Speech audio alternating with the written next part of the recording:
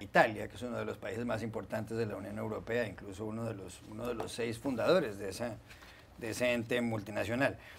Resulta que se han puesto de acuerdo después de las elecciones del 4 de marzo, porque hubo conversaciones durante varios meses, los dos partidos que conforman la mayoría tanto en la Cámara de Diputados como en el Senado, que son partidos, según los analistas, populistas, ambos.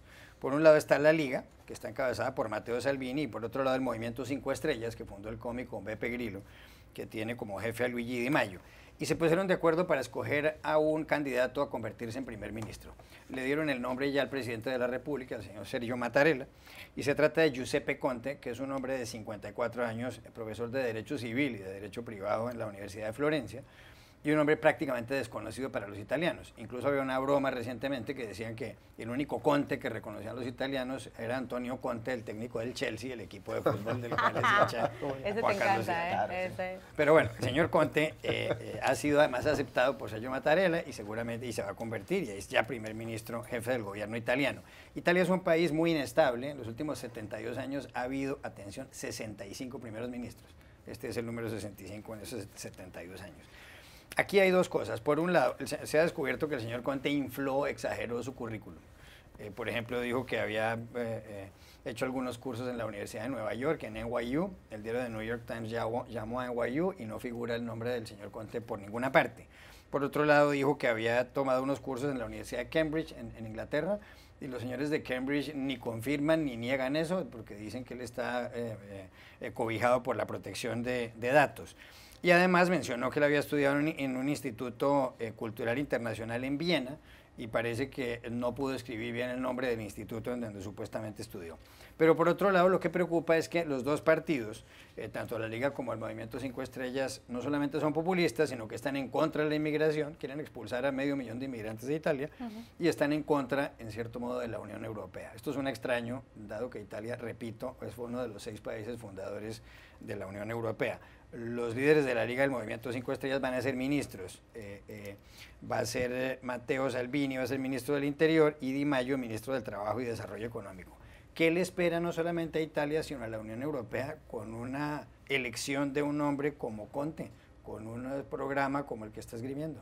Vamos a ver, porque esta figura de Conte es complicada, es un absoluto desconocido para los italianos, no tiene experiencia política y además es el 5º tecnócrata consecutivo, es decir, es estas personas que se eligen sin pasar por las urnas para dirigir el país. Y además, por cierto, esto es algo que estos dos partidos, que son conocidos como los dos partidos anti-establishment en Italia, siempre dijeron que no iban a hacer y ahora de repente han tenido que hacer. Y ahora se abren muchísimos interrogantes. El primero es ver cómo termina esta cuestión del currículum, si se confirma o no se confirma que efectivamente ha falseado esas grandes universidades a las que asistió, y vamos a ver si eso pasa alguna repercusión en Italia, porque la verdad es una muy mala manera de empezar un mandato, si ya va a empezar incumpliendo parte de su palabra o lo que le ha contado a los italianos. Después tiene un reto muy importante, que es aplicar ese programa de 40 puntos que han propuesto y que además les ha costado mucho negociar porque han tenido que ponerse de acuerdo estos dos partidos, que no ha sido siempre fácil, con esos ejes que comentabas y además con esos ejes de la definición anti-establishment o anti todo lo conocido, del cambio, de la revolución, todo esto que están prometiendo. Y es muy difícil porque Italia está en una situación económica que no es fácil, y vamos a ver cómo alguien sin experiencia política, una vez más en Italia y después de tanta inestabilidad, consigue no solo aplicar esto a nivel real de política real, sino ponerse de acuerdo con el resto de las personas elegidas para gobernar, que va a ser una dinámica muy interesante. Lo que de momento lo que él está prometiendo, aunque no está manteniendo un discurso muy duro en contra de la Unión Europea, vamos a ver si es que él va a conseguir moderar esa parte o es que ese discurso lo van a tener otros miembros de ese gobierno, pero lo que sí que está repitiendo Conte una y otra vez es que quiere ser el gobierno del cambio, y esta a mí me parecería una de las claves, porque es una vez más, ya no solo en Italia, pero es una vez más todo este tema del cambio que estamos escuchando en tantos países, de los movimientos que van en contra de la política tradicional o que dicen que van en contra de la política tradicional y de todo lo que conocemos, y que llegan al poder para cambiarlo todo y mover estructuras y que responden a este hartazgo y este cansancio de la gente que está pidiendo un cambio. Obviamente una cosa es prometer y hacer campaña electoral, y otra cosa muy diferente es después llegar al poder e intentar cumplir todas estas cosas. Una cosa es hablar de la revolución y otra cosa es después a ver cómo se aplica. ¿Es mala cosa para la Unión Europea el señor Conte como primer ministro? Yo creo que Conte no va a durar mucho.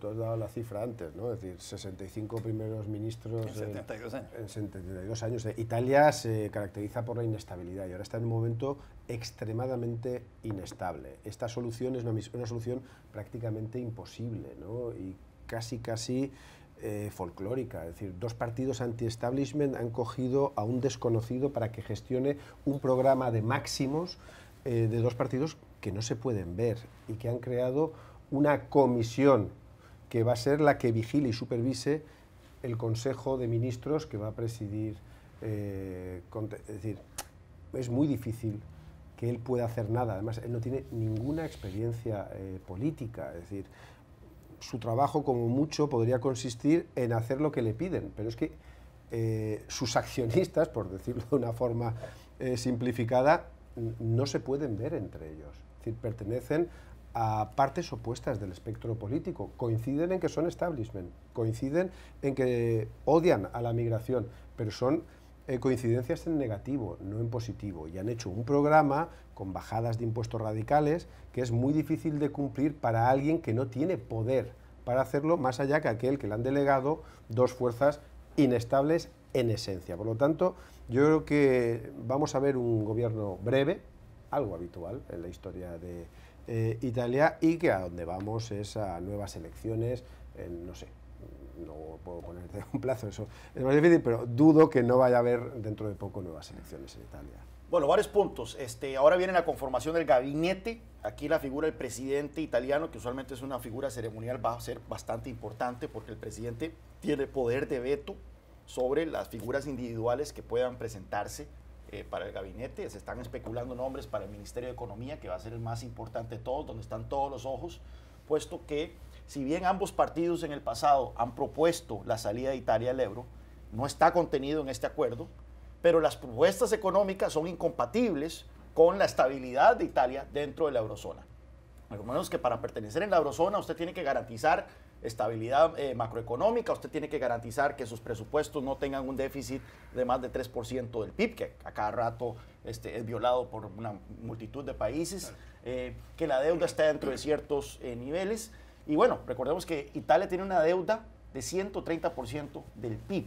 Es la segunda más alta de la eurozona, después de Grecia, y es un posible foco de inestabilidad. Si de repente los mercados empiezan a dudar de la capacidad de Italia de hacer frente a esta deuda ante las propuestas irresponsables que están haciendo, que consisten en bajada de impuestos y aumento de gasto, es probable entonces que podamos tener una repetición de la crisis del euro.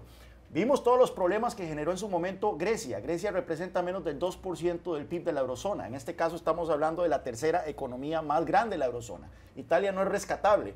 Los bolsillos de Alemania no dan para rescatar a Italia en caso de que entre en una crisis de confianza por parte de los mercados. Y es por eso que en Bruselas están viendo con mucho cuidado lo que se viene.